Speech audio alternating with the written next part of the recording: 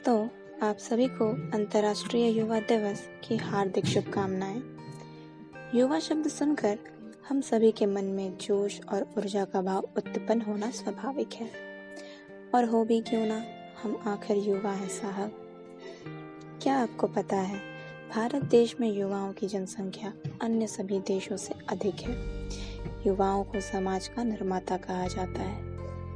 कहा जाता है कि युवाओं में इतनी शक्तियां होती हैं कि वे किसी भी समाज की दिशा बदल सकते हैं। युवाओं को नवप्रवर्तक एवं भविष्य का अधिनायक भी कहा जाता है। लेकिन भविष्य को तभी बदल सकते हैं जब उनके पास कौशल, स्वास्थ्य, निर्णय लेने तथा जीवन में वास्तविक विकल्प हों।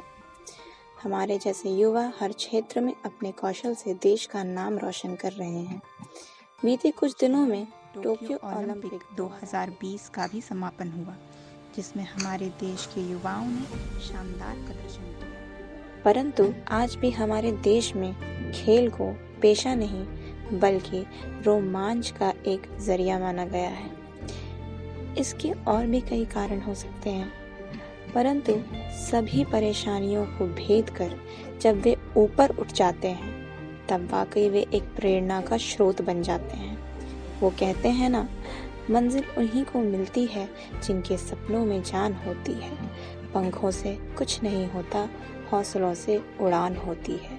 तो चलिए आज हम झारखंड के कुछ मेधावी खिलाड़ियों के बारे में जानते हैं कि कैसे उन्होंने अपने जीवन में संघर्ष किया और अपनी छोटी सी दुनिया से निकलकर पूरी दुनिया में भारत का परचम लहराया। तो चलिए जानते हैं इनके स्ट्रगल से मेडल तक का सफर। टोक्यो ओलंपिक 2020 भारत के लिए कई शानदार परिणामों के साथ समाप्त हुआ, लेकिन हमारी भारतीय महिला हॉकी टीम का प्रदर्शन बहुत ही उल्लेखनीय रहा। वे सबसे अधिक प्रशंसनीय हैं। ब्रोंज के लिए हमने बहुत कोशिश की, लेकिन ग्रेट ब्रिटेन के 4 के मुकाबले 3 गोल के साथ हमारी दावेदारी समाप्त हुई। झारखंड की सलीमा टेटे टीम की मिडफील्ड खिलाड़ी थी। सलीमा का झारखंड के एक छोटे से गांव से टोक्यो ओलंपिक 2020 तक का शानदार और प्रेरक सफ़र रहा है। 2016 में सलीमा ने भारतीय जूनियर टीम में जगह बनाई और ऑस्ट्रेलिया दौरे का हिस्सा रही। 2018 में उन्हें युवा ओलंपिक के लिए टीम का कप्तान भी बनाया गया था, जहां भारत ने रजत पदक जीता था।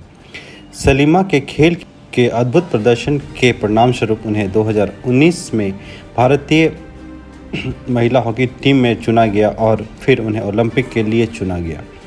झारखंड के सिमडेगा जिले को भारत की हॉकी का नर्सरी कहना अतिशयोक्ति नहीं होगी। जिले ने भारत को बहुत सारे शानदार खिलाड़ी दिए हैं, जिन्होंने अपनी टीम को जीत दिलाने और भारत को गौरवान्वित करने के लिए बहुत मेहनत की है। सलीमा सिमडेगा जिले के सदर प्रखंड बरकी छपर गाँव की रहने वाली हैं। उनके पिता सुलक्षण टेटे भी एक अच्छे हॉकी खिलाड़ी हैं और इसी तरह सलीमा बचपन से ही हॉकी के साथ बड़ी हुई हैं। उनकी मां सुभानी टेटे एक गृहिणी है। सलीमा ने बचपन से ही गरीबी और आर्थिक तंगी से जूझते हुए अपनी हॉकी करियर का निर्माण किया है। इस प्रमुख हॉकी खिलाड़ी के घर का हाल किसी का भी दिल तोड़ देगा। सलीमा हर साल अपने पिता के साथ लता खमन हॉकी टूर्नामेंट में हिस्सा लेती थी।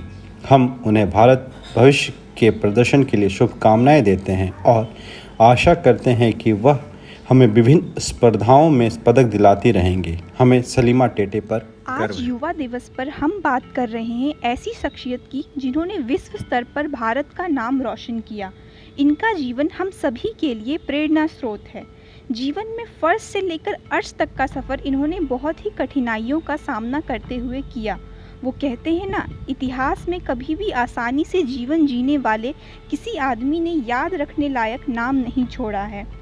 बस ऐसी ही हमारे बीच से विश्व स्तर पर अपना लोहा मनवाने वाली तीरंदाजी खिलाड़ी हैं लक्ष्मी रानी माझी, जिनका जीवन शुरू हुआ झारखंड के एक छोटे से गांव बगुला से। 27 वर्ष की इस तीरंदाज की प्रतिभा को पहचान तब मिली जब तीरंदाजी अकादमी के चयनकर्ताओं ने उनके सरकारी शिक्षण संस्थान का दौरा किया। बस तभी से कोयला खदान में काम करने वाले एक मजदूर की बेटी अपनी कड़ी मेहनत से अपने विश्व स्तर तक पहचान उनकी बना पाए। उपलब्धियां तो कई हैं, मगर सबसे विख्यात है उनका वर्ष 2015 की जीत, जिसमें विश्व तीरंदाजी चैंपियनशिप में रजत पदक डेनमार्क में जीता था। उसके बाद वर्ष 2016 रियो चैंपियनशिप में उनका चयन भी हुआ और कोलंबिया के खिलाफ जीत भी निश्चय की। इसी के साथ मैं कुछ पंक्तियाँ कहना चाहती हूँ। कुछ इसी हौसले के साथ बुलंदियों पर हमें चलना है। हम भविष्य है कल के लिए आज कुछ जैसा कर कि हम गुजरना। सभी जानते हैं, संघर्ष किए बिना हम कुछ भी नहीं पा सकते हैं। मंजिल को पाने के लिए संघर्ष उतना ही जरूरी है जितना कि हमें जीवित रहने के लिए ऑक्सीजन की जरूरत होती है। दोस्तों, इसका एक जीता जागता उदाहरण है झारखंड के एक छोटे से आदिवासी गांव कुंती की रहने वाली निकी प्रधान की। इनका जन्म एक मिडिल क्लास परिवार में हुआ और निकी एक ऐसे समाज से थी जहां के लोग खेल के प्रति थोड़े भी जागरूक नहीं थे। पर हम जानते हैं, जहां चाह है वहीं राह है। निकी ने 13 साल की उम्र से ही हॉकी खेलना शुरू कर दिया। बीच बीच में उन्हें बहुत सारी कठिनाइयों का सामना करना पड़ा, पर फिर भी वो हार नहीं मानी। उन्होंने अपना पहला खेल 2011 में U17 एशिया कप बैंकॉक में किया, जिसमें उन्हें सफलता तो नहीं मिली, पर वो हार नहीं मानी और अपने लक्ष्य के प्रति और भी बुलंद होती गई। फिर 2015 में U21 एशिया कप में उन्होंने सिल्वर मेडल प्राप्त कर देश का नाम रोशन किया। और हम तो जान ही रहे हैं कि उन्होंने ओलंपिक्स में इतिहास रचकर पूरे राष्ट्र ही नहीं बल्कि अंतर्राष्ट्रीय स्तर पर ही देश का नाम रोशन किया है। और आज हम सभी देशवासियों को निकी प्रधान पर गर्व है। आइए हम उनके बारे में जानते हैं, जिन्होंने बचपन से ही आम की गुठलियों से निशाना लगाना सीखा है। हाँ, आप सही समझ रहे हैं, हम दीपिका कुमारी के बारे में ही बात कर रहे हैं, जो झारखंड के छोटे से शहर से रहने वाली हैं। इनके पिताजी ऑटो ड्राइवर और इनकी माँ हॉस्पिटल में काम करती हैं। पैसे की कमी के कारण दीपिका ने बांस की लकड़ियों से ही अपने खेलने का सामान बना लिया करती थी। कहते हैं ना, जिनमें कुछ करने का जुनून होता है उन लोगों को कोई रोक नहीं सकता। ऐसा ही कुछ दीपिका के साथ भी हुआ।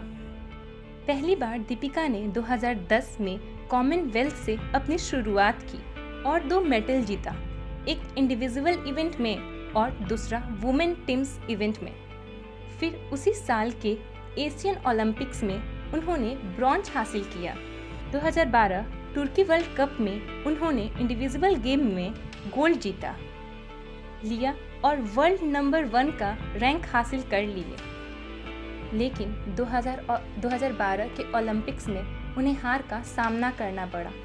फिर 4 साल और कई मेडल के बाद दीपिका कुमारी ने 2016 के ओलंपिक्स में भी हार का सामना करना पड़ा। फिर भी इन्होंने जीवन में कभी हार नहीं माना।